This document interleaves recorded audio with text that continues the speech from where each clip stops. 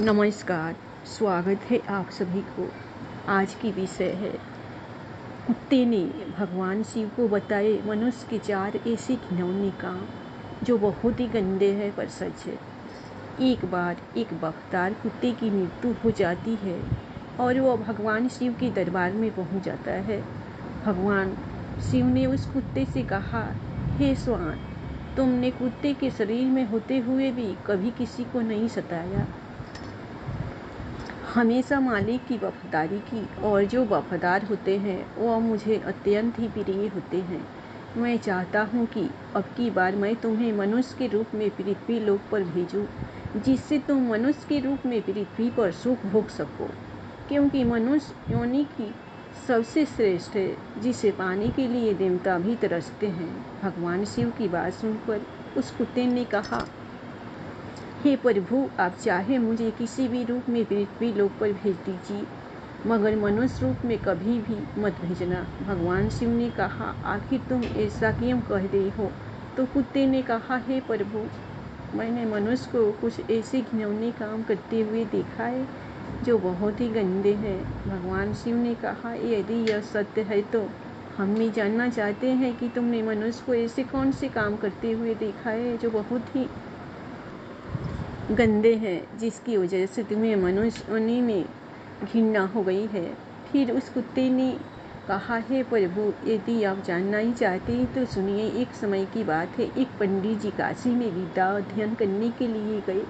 उन्होंने 12 वर्ष तक पढ़ाई की। जब उन्होंने सब कुछ पढ़ लिया तो पढ़ने के बाद वो वापस अपने घर पर लौट आए और अपने पिताजी से कहा कि पिताजी, मैं सब कुछ पढ़ कर आया हूँ, मुझे सब कुछ याद है, आप मुझे कोई भी प्रश्न पूछ लीजिए, मैं उसका उत्तर तुरंत दे दूंगा। पिताजी कहने लगे कि ठीक है बेटा, जब सब कुछ तुम्हें याद है तो मेरे एक छोटे से प्रश्न का उत्तर दे दो। पंडित जी ने कहा, ठीक है पिताजी, पूछिए। तो पिताजी ने पूछा, मुझे सिर्फ इतना बताओ कि पाप के बाप का नाम क्या है। फिर पंडित जी ने सोचा कि पाप का बाप, यह तो मैंने कहीं भी नहीं पढ़ा। तो किताबें मैंने पढ़ी थी, उनमें तो मैंने कहीं नहीं देखा। फिर पंडित जी रात भर किताबें पढ़ते रहे, परंतु पाप के बाप का नाम उन्हें नहीं मिला। पंडित जी के पिताजी कहने लगे कि जब तुम्हें पाप के बाप का नाम मालूम नहीं तो तुमने क्या खाक पढ़ाई की है। अपने पिता की बात सुनकर पंडित जी ने कहा, आखिर मैं ब्राह्मण का बेटा हूँ, आप चिंता न करें, मैं पाप के बाप का नाम ढूंढ कर ही वापस आऊँगा, चाहे मुझे 12 वर्ष और क्यों ना बीत जाए। अपने पिता जी से इतना कहकर पंडित जी पुनः काशी के लिए रवाना हो गए। फिर कुत्ते ने कहा, हे प्रभु, जब पंडित जी घर से काशी के लिए रवाना हो गए तो रास्ते में उन्हें बहुत तेज प्यास लगने लगी। उन्हें पास ही एक घर दिखाई देता है, तो पंडित जी उस घर में जाते हैं और वहाँ जा कर के कहते हैं, मुझे बहुत ज़ोर से प्यास लगी है, अगर कोई हो तो मुझे पानी पिलाए। तो उस घर से एक स्त्री निकलती है और पंडित जी को पानी पिलाती है। पंडित जी पानी पीते हैं और पानी पीने के बाद उस औरत से पूछते हैं कि यह घर किसका है। वह स्त्री कहती है, पंडित जी, आपको यह बात तो पानी पीने से पहले ही पूछनी चाहिए थी कि यह घर किसका है। आपने पानी तो पी लिया है और अब आप पूछ रहे हैं कि यह घर किसका है। तो सुन लो पंडित जी, यह घर वेश्या का है और मैं एक वेश्या हूँ। पंडित जी ने जैसे ही वेश्या का नाम सुना तो उन्होंने एकदम से अपने कान पकड़ लिए और कहने लगे, शांतम पापम शांतम पापम, मेरे द्वारा पाप हो गया, मैंने एक वेश्या के घर का पानी पी लिया, अरे पाप का बाप तो मिला नहीं, पाप और हो गया। वेश्या कहने लगी, पंडित जी, आप आगे कहाँ जा रहे हैं। फिर पंडित जी ने वेश्या को सारी बात बताई और कहा कि मैं पाप के बाप का नाम ढूंढने जा रहा हूँ जो मुझे काशी में मिलेगा, इसलिए मैं दोबारा काशी में पढ़ने जा रहा हूँ। पंडित जी की बात सुनकर वेश्या ने सोचा कि 12 वर्ष जो काशी में पढ़ कर आए हैं तो भी इन्हें मालूम नहीं कि पाप के बाप का नाम क्या है और पुनः काशी में पढ़ने जा रहे हैं। जब यह मेरे पास आए हैं तो क्यों ना मैं इन्हें बता दूँ कि पाप के बाप का नाम क्या है। ऐसा सोचकर वेश्या पंडित जी से कहने लगी, पंडित जी, तुम्हें पाप के बाप का नाम मालूम करना है तो तुम्हें काशी जाने की कोई ज़रूरत नहीं है। पाप के बाप का नाम तो तुम्हें मैं ही बता सकती हूँ। तब पंडित जी कहने लगे, यदि तुम मुझे यह नाम बताओ दो तो फिर मुझे इतनी दूर क्यों जाना पड़ेगा। वेश्या कहने लगी, ठीक है पंडित जी, मैं आपको पाप के बाप का नाम बता दूंगी, मगर आप बहुत थक चुके हैं, आप इतनी दूर चलकर आए हैं, इसलिए आप थोड़ी देर विश्राम कर लीजिए। तब तक मैं आपके लिए भोजन बना देती हूँ। फिर भोजन करने के बाद मैं आपको बता दूँगी कि पाप के बाप का नाम क्या है। फिर कुत्ता भगवान शिव से कहता है, हे प्रभु, जब वेश्या ने कहा कि पंडित जी पहले आप भोजन कर लीजिए, उसके बाद मैं आपको पाप के बाप का नाम बताऊंगी, तो पंडित जी कहने लगे कि मैं तेरे घर पर भोजन कैसे कर सकता हूँ, मैं भोजन कदापि नहीं करूँगा, मैंने पानी पी लिया है, उसका भी प्रायश्चित कर रहा हूँ। पंडित जी की बात सुनकर वेश्या करने लगी, कोई बात नहीं है, मैं आपको दाल, आटा, घी, शक्कर दे देती हूँ, आप स्वयं बनाकर भोजन कर लीजिए। पंडित जी कहने लगे कि तुम एक वेश्या हो, मुझे तुम्हारे घर का तो सीधा भी नहीं लेना है। पंडित जी की बात सुनकर वेश्या कहने लगी, अगर पंडित जी आप मेरे हाथों से सीधा न लेंगे तो मैं आपको 10 सोने की मुहरी दूंगी। फिर पंडित जी सोचने लगे कि पाप के बाप का नाम तो पता नहीं कहाँ मिलेगा, यह मोहरे भी हाथ से चली जाएगी, यदि यह मुझे सीधा दे रही है तो कोई बात नहीं है, यहाँ पर कौन देख रहा है, मैं इसे सीधा ले लेता हूँ और अपने हाथों से भोजन बनाकर खा लूँगा। आगे कुत्ता भगवान शिव से कहता है, हे प्रभु, पंडित जी को इतनी देर तो सीधा लेने में तकलीफ हो रही थी, मगर 10 सोने की मुहरे के रूप में आकर पंडित जी की सारी तकलीफ खत्म हो गई और उन्होंने वेश्या के हाथ से सीधा ले लिया। पंडित जी आटा, घी, शक्कर लेने के बाद वो अपने हाथों से भोजन बनाने लगे। फिर कुत्ता कहता है कि प्रभु, जिस समय पंडित जी भोजन बना रहे थे तो वेश्या पुनः आती है और पंडित जी से कहती है, पंडित जी आपने मेरे घर का पानी पी लिया है, मेरे हाथों से सीधा भी लिया है, तो अब मैं आपके लिए क्या भोजन बना सकती। पंडित जी कहने लगे, तू एक वेश्या है, ज़्यादा मत बोल, तेरे घर का सीधा सामान ले लिया यही बहुत है, तेरे हाथ का बना भोजन मैं कभी नहीं कर सकता। फिर वेश्या कहने लगी, पंडित जी चिंता मत करो, यदि तुम मेरे हाथ का बना भोजन खा लोगे तो मैं तुम्हें उसके बदले में 10 सोने की मुहरी और दूंगी। पंडित जी सोचने लगे कि यदि मुझे खाना खाने के बदले में 10 सोने की मुहरी और मिल जाएगी तो मेरे पास 20 सोने की मुहरी हो जाएगी।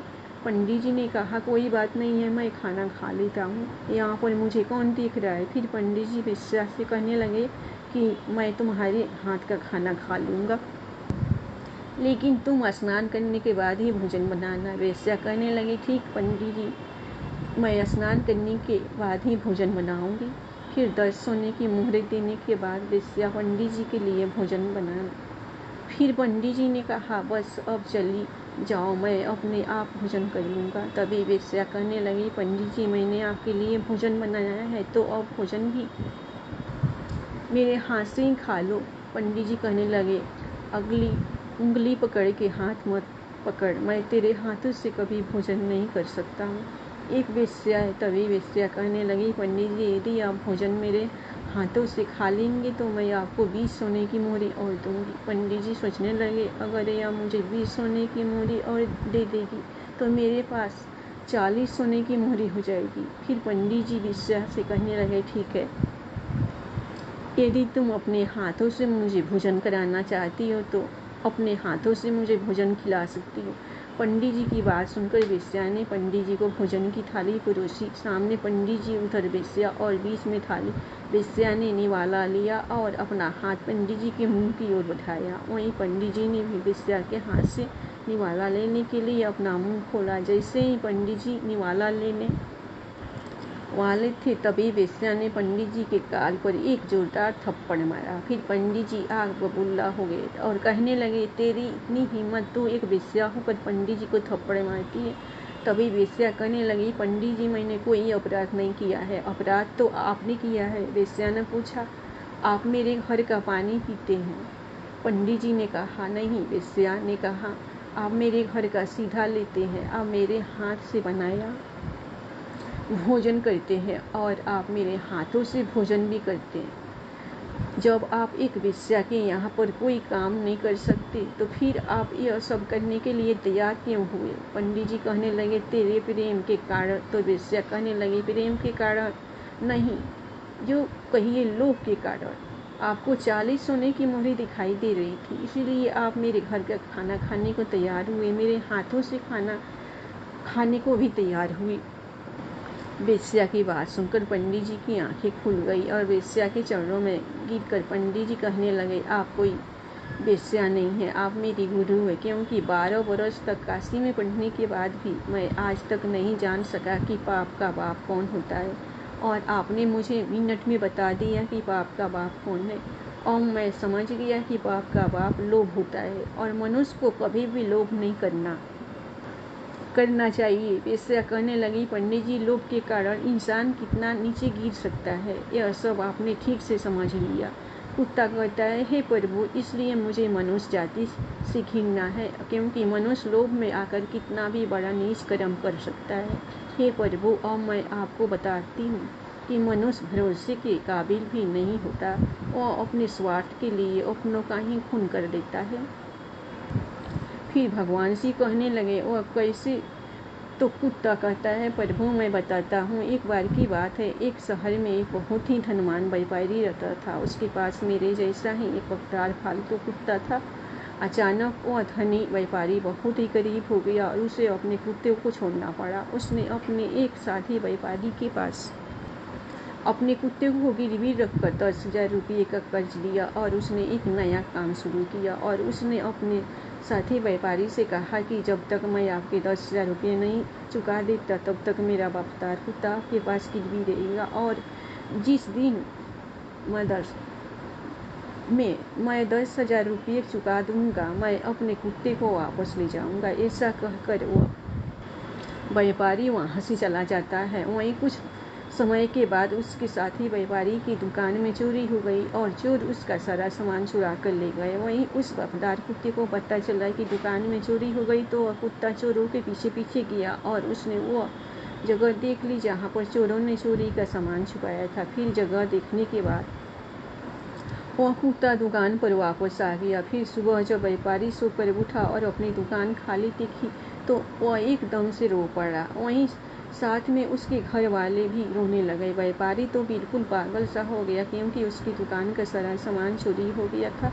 लेकिन उधर वह कुत्ता बार बार मालिक का पजामा खींचता हुआ घर के दरवाजे की तरफ भागता रहा, जैसे वह कुत्ता उसके मालिक को घर के बाहर ले जाना चाहता हो। आखिर उसके मालिक के एक दोस्त ने उसको सलाह दी कि लगता है कि यह कुत्ता चुराई हुई चीज़ के बारे में सब कुछ जानता है, इसलिए आपको बार बार पकड़कर खींच रहा है। हमें कुत्ते के साथ इसके पीछे पीछे चलना चाहिए। फिर ऐसा सोचकर व्यापारी उस कुत्ते के पीछे पीछे चला गया।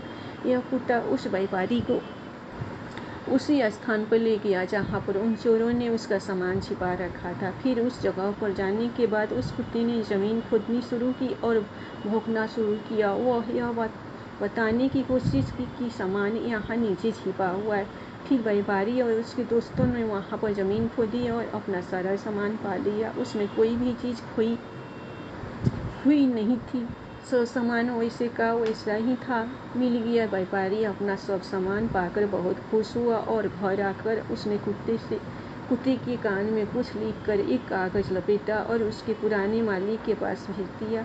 उसने उस कागज़ में लिखा था कि उसका कुत्ता बहुत वफादार है और कुत्ते की वफादारी की वजह से जो 10,000 रुपये का कर्ज तुमने लिया है मैं उसको माफ़ करता हूँ, क्योंकि तुम्हारे कुत्ते की वफादारी की वजह से ही मेरी दुकान का चोरी हुआ सारा सामान मुझे वापस मिल गया। इसलिए मैं आज तुम्हारे वफादार कुत्ते को अपने यहाँ से आज़ाद करता हूँ और इनाम के तौर पर 10,000 रुपये और कुत्ते के साथ भेजता हूँ।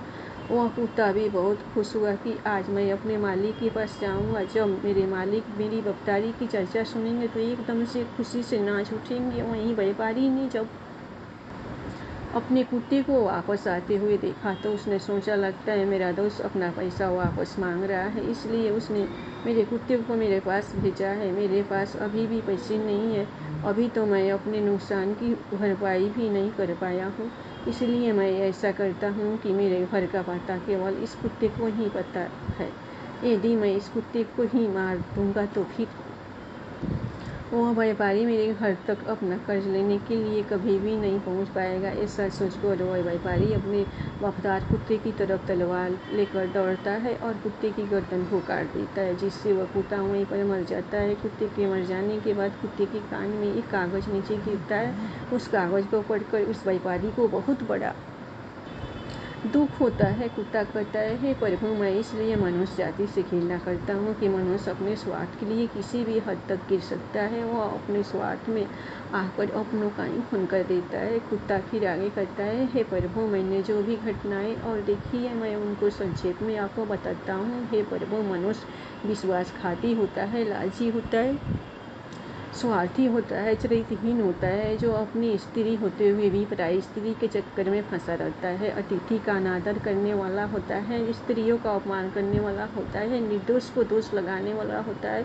अतः मैं कह सकता हूँ कि मनुष्य वो सारे नीच कर्म करता है जो नरक के द्वार खुलते हैं। फिर भगवान शिव कहते हैं, हे स्वान, तुम ठीक कहते हो, परंतु सभी मनुष्य एक जैसे नहीं होते हैं। अब मैं तुम्हें एक छोटी सी कहानी सुनाता हूँ। एक समय की बात है, एक बहुत ही बलवान और दानी राजा था जो अपने राज्य के गरीब लोगों को सोना दान करता था। वह राजा बहुत जल्दी उठकर उसके महल के दरवाजे के पास खड़े गरीबियों को सोना बांटता था ताकि वह उनकी जरूरतों को पूरा कर सके। भगवान शिव आगे कहते हैं, सवान, एक रात एक किसान राजा के महल के पास आया और दीवार से चिपक कर छुप गया। उस किसान ने सोचा कि वह रात भर महल के दरवाजे के पास रहेगा और फिर सुबह राजा से सोना पाने के लिए लाइन में सबसे आगे लग जाएगा, क्योंकि किसान ने सोचा कि अगर वह सबसे पहले जाएगा तो राजा उसको सबसे ज़्यादा सोना देगा और फिर उसकी गरीबी मिट जाएगी। लेकिन जब राजा के महल के एक चौकीदार ने उस किसान को रात्रि को महल के दरवाजे के पास में छुपा हुआ देखा तो चौकीदार ने सोचा कि यह कोई चोर है जो राजा के महल में रात को चोरी करने के लिए आया है। ऐसा सोचकर उस चौकीदार ने उस किसान को पकड़ लिया और उसे महल के नीचे कैद खाने में बंद कर दिया। फिर अगली सुबह पिछली रात का किस्सा सुनकर राजा ने कैद खाने में बंद किसान से बातें करने की ठानी। फिर राजा ने उस कैद खाने में प्रवेश किया और उस किसान से पूछा, तुम मेरे महल में चोरी क्यों करना चाहते थे, जबकि तुम्हें अपने आप को भोजन और कपड़े दिलवाने के लिए सिर्फ मुझसे सोना मांगना था। क्या तुम्हें पता नहीं कि मैं तुम्हें यह सोना खुशी के दान कर देता। राजा की बात सुनकर वह गरीब किसान कहने लगा, हे राजन, मैं कोई चोर नहीं हूँ। मैं एक किसान हूँ जो बुरे समय से गुजर रहा हूँ और मुझे पैसों की ज़रूरत है। मैं एक ज़माने में एक अच्छा व्यापारी था जो बहुत दान पुण्य करता था, लेकिन फिर अकाल पड़ गया और चोरों ने मेरे मवेशियों को चुरा लिया। किसान आगे कहता है, हे महाराज, मैं आपके महल में चोरी करने नहीं आया था। मैं रात में तो इसलिए आया था कि किसी तरह सुबह सबसे पहले मैं लाइन में लग जाऊंगा और जब आप सोना बांटेंगे तो सबसे पहले मुझे मिल जाएगा। राजमहल महाराज, मैं जो भी कह रहा हूँ वह सच कह रहा हूँ। किसान की बात राजा के दिल को छू गई और उसने अपने सिपाहियों को उस किसान को कैद खाने से छोड़ने का हुक्म दिया। फिर राजा ने उस किसान को 50 सोने की मुहरें दी जिससे वह अपनी ज़िंदगी बना सके। फिर किसान ने राजा को धन्यवाद दिया और अपना सोना लेकर अपने घर चला गया।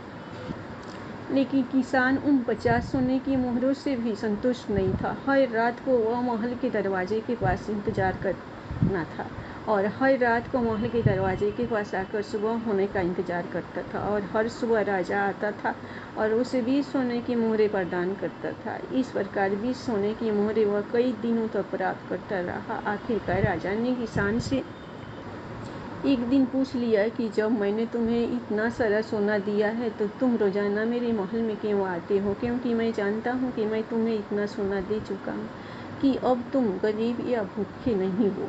फिर किसान कहता है, हे महाराज, मैं आपके जैसा बनना चाहता हूँ। राजा कहने लगा, यदि तुम मेरे जैसा बन जाओगे तो क्या तुम इस राज्य के गरीबों की मदद करोगे? किसान ने कहा, हे राजन, यदि मैं आप जैसा बन जाऊंगा तो मैं इस राज्य की गरीबी को मिटा दूंगा। उस किसान की बातों से प्रभावित होकर राजा ने अपना आधा राज्य उस किसान को दे दिया और उसे आधा धन भी दे दिया। फिर राजा ने कहा, लेकिन तुम्हें वादा करना होगा कि तुम हमेशा उन लोगों की मदद करोगे जिन्हें तुम्हारी मदद की ज़रूरत होगी। फिर किसान ने राजा की बात मान ली और राजा ने अपना आधा राज्य और आधा उस किसान को दे दिया। भगवान शिव कहते हैं, हे स्वान, इस प्रकार कई साल गुजर गए और वह किसान बहुत धनवान हो गया। उसने राजा के द्वारा प्राप्त धन से बहुत सारा धन एकत्रित कर लिया और फिर उस राजा से भी ज़्यादा उस राज्य के गरीबों में वह धन को बांटने लगा। फिर राजा किसान के बारे में यह सुनकर बहुत खुश हुआ कि वह गरीबों की मदद करता है। उसे पता था कि दूसरों को देने में ही दुनिया का सबसे बड़ा सुख है और किसान ने भी यही सबक अच्छी तरह से सीख लिया था कि वह भी अपना धन और अपनी खुशियाँ दूसरों के साथ बांटेगा। फिर किसान और राजा ने दोनों ने मिलकर अपने राज्य से पूरी तरह गरीबी का अंत कर दिया और प्रजा सुख